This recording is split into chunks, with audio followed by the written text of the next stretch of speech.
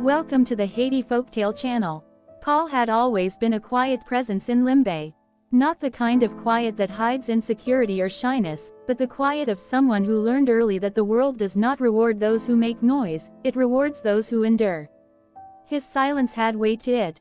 It made people look twice, not because he demanded attention, but because he carried himself like someone who belonged to the earth rather than merely walking on it.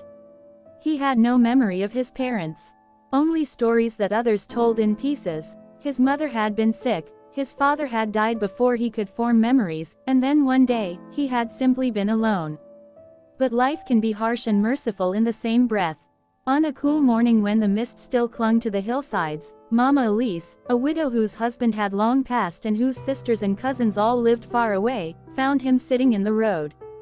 Thin, quiet, unmoving. She did not ask whose child he was or where he came from. She simply took him home. She gave him a bed, though it creaked and leaned. She gave him food, though there was never too much. She gave him a name to belong to, though the world could not tell if it was borrowed or earned. And most importantly, she gave him the kind of love that does not shout, does not praise, does not exaggerate, it simply stays. He grew into a boy who worked with his hands. He fixed broken chairs with wire and stubbornness. He filled water buckets for old neighbors. He learned to tighten roof sheets with found nails. He sold cold water in the sun and phone minutes from a plastic stool in the market. He did not complain, because the idea of complaining felt foreign to someone who had known hunger of the heart and hunger of the body. It was during those school years that he met Sarah. She had a gentleness to her, the kind that comes from growing up with struggle but still believing the world holds beauty. She lived with her mother, who cleaned clothes for families who could afford soap in bulk and rice that did not need to be strained for stones. Their house was small, but it was full of singing and effort. Paul saw her first at the schoolyard water stand. She was filling a small tin cup and laughing with a friend. He remembered thinking that her laugh sounded like something being freed. Not loud, not wild, but light. The kind of sound that makes a person want to get closer. He did not fall in love slowly. It was as if his heart simply recognized something in hers and settled into it. He showed his interest not with speeches, not with bold declarations, but through presence. He offered to carry her books. He walked with her when school ended. He repaired a broken hinge on her mother's door. He stood beside her under the almond tree near the courtyard and learned how to speak quietly when words mattered. For her, it was the same. She found peace near him, the kind that doesn't come from excitement but from feeling understood without needing to explain. They belonged to each other in the way first loves do, wholeheartedly, without caution. When they finished school, life placed a fork in the road. Sarah earned admission to a university in Port-au-Prince. It was everything she had dreamed of. Larger classrooms, teachers who spoke with refined accents, students who spoke quickly and confidently. It was a chance at the future she had always imagined. Paul stayed in Limbé. He couldn't leave Mama Elise, who had grown slower with age, her knees stiff when the weather turned. And truthfully, Paul did not feel bitterness about staying. He believed a life could be built anywhere, as long as there was purpose. He believed he would build one here. At first, distance did not break them. They wrote long letters. She told him about her classes and the city noise and the smell of the market near the dormitory. He told her about repairing fences, building wooden stands for vendors, and helping neighbors fix radios. They promised each other things would remain the same. But life in Port-au-Prince began to shape Sarah differently. She met other students, young people with polished nails and smooth shoes, whose families had expectations and ambitions laid out for them like banquet tables. They introduced her to a different way of speaking, a different way of thinking, a different idea of what success should look like. They didn't know Paul, but that didn't stop them from speaking about him. You're too beautiful to stay tied to someone who works with his hands. You speak French now. Your man can't speak French like that, right? You're going to be somebody. You need a partner who fits that life. At first, Sarah defended him. She told them Paul was kind, steady, reliable, a good man, but their words seeped like dye into cloth. Slowly, without being noticed. And then she met Jean-Michel, her classmate's cousin, visiting from the United States. He drove rented cars through the city with music loud enough to spill from the windows. He wore gold chains, designer shirts. He tipped waiters with large bills. He spoke in English sometimes, even when he didn't need to, because the sound of it drew attention. He was the kind of man who looked successful. She did not fall for him immediately. Not even quickly. But the comparison began to grow without her consent. Paul worked in dust and heat. Jean-Michel walked into rooms and people looked. The idea of a different life, an easier one, began to feel tempting. And temptation is a quiet architect. It builds futures in the imagination long before they exist in reality. When Sarah returned to Limbé that summer, she no longer walked with the same ease. Her laughter felt rehearsed. Her eyes did not rest on Paul the same way. When he held her hand, she felt the calluses, the hard-earned textures of work.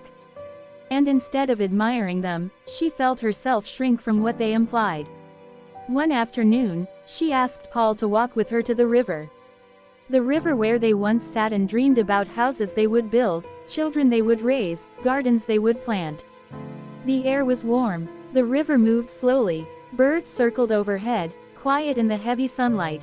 She faced him, eyes glassy, courage trembling.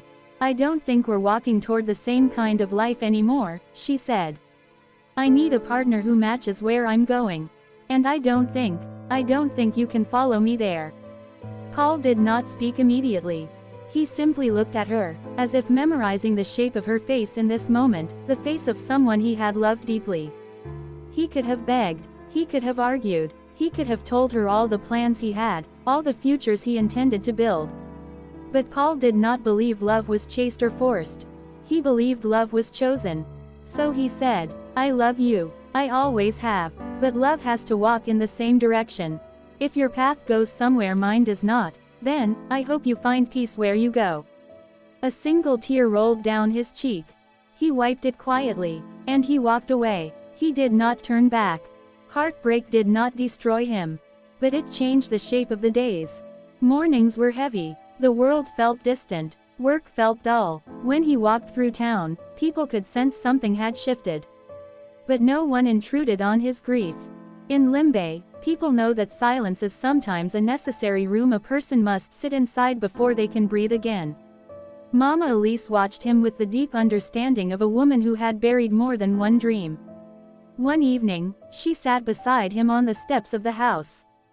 The sun was lowering and the town was settling into quiet. She placed a bowl of soup beside him, then rested her hand gently on his back. She did not ask him to speak. She did not tell him time would fix it. She simply said, "There are heartbreaks that do not come to destroy you. They come to clear the road in front of you. Keep walking. Your life is waiting." He didn't respond, but her words rooted themselves in him. A few days later, while repairing a roof beam outside the school, a tall man with gray-streaked hair stopped to watch him. It was Monsieur Bernard, a respected master builder whose work was known across the region. "You did that repair?" Bernard asked. Paul nodded. Bernard examined the lines, the reinforcement, the tension on the joint. He nodded with approval. "You work with patience," Bernard said. "Most young men rush. You don't." Paul didn't know whether to thank him, so he simply waited. Bernard stood up. "Come work with me," he said. "Not as an errand boy. As an apprentice. If you are willing to learn, I will teach you hands that can build houses people trust." There was no flourish in his voice. No persuasion. Just truth. Paul considered, then asked one question. "Can I still return home early? I take care of someone." Bernard smiled. "A man who remembers where he comes from will always know where he is going. Come at first light, leave when you must. That is enough." Work with Bernard was different from any work Paul had known.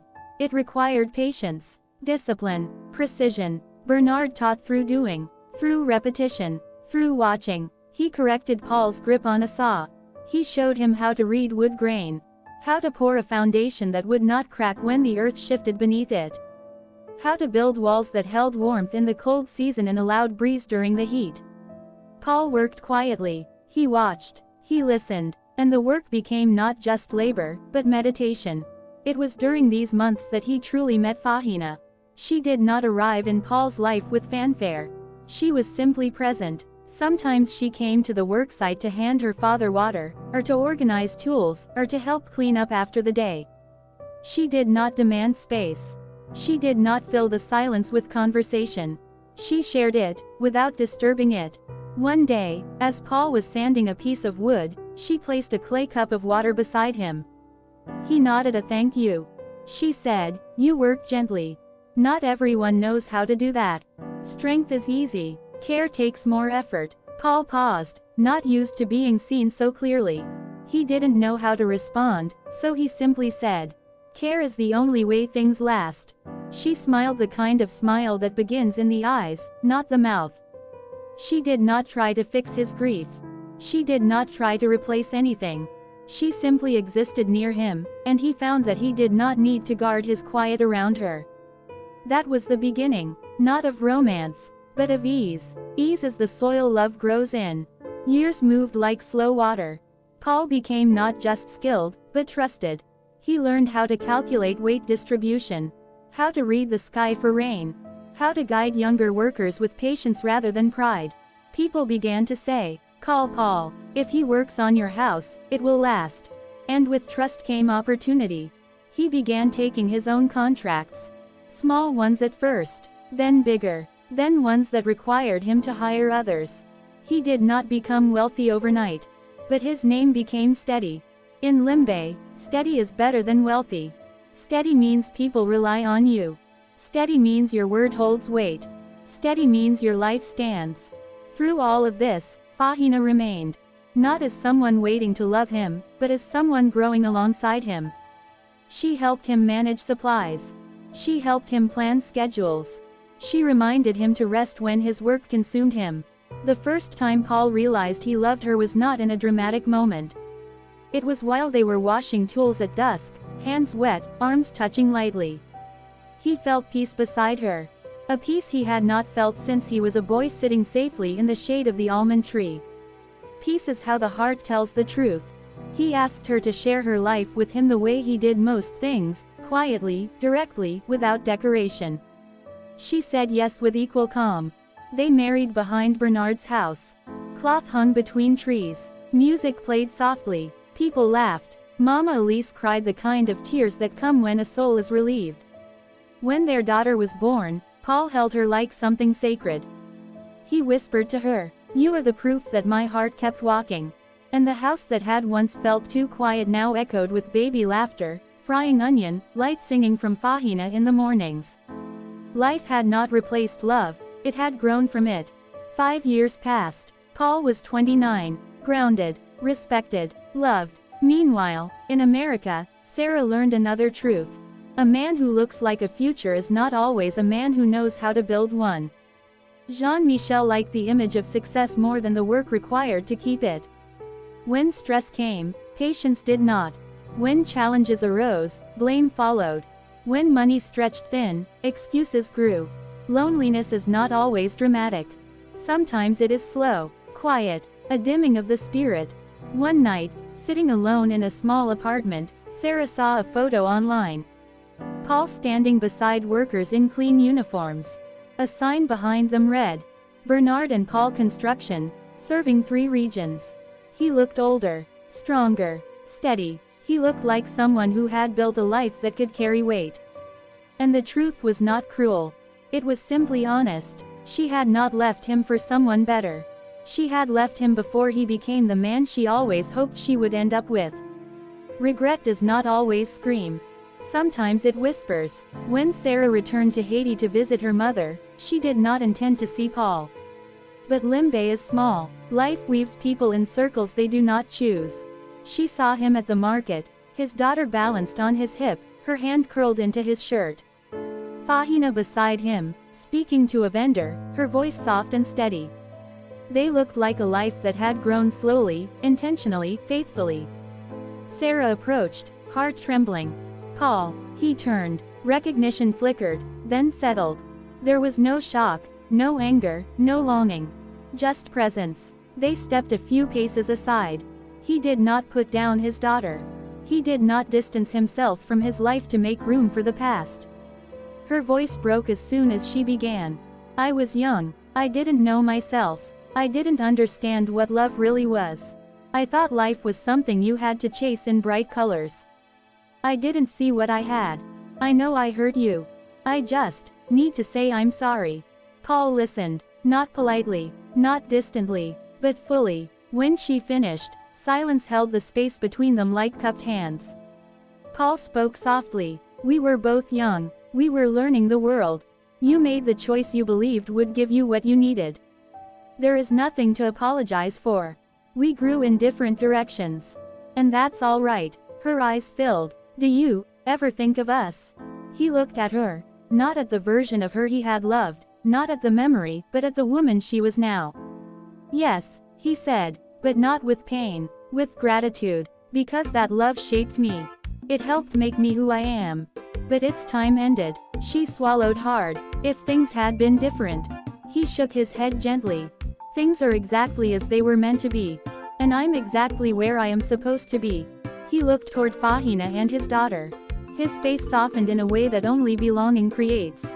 I built the life I was meant to build, he said. Not prideful, not defensive, just true. Sarah nodded, tears silent. Thank you for hearing me, she whispered. Paul nodded once. She walked away slowly. He returned to his family. Not to prove anything, but because that was where his life lived. If this story moved you, like the video and subscribe for more. Tell us in the comments where you're watching from. We love seeing our family from everywhere. Until next time, Haiti Folktale.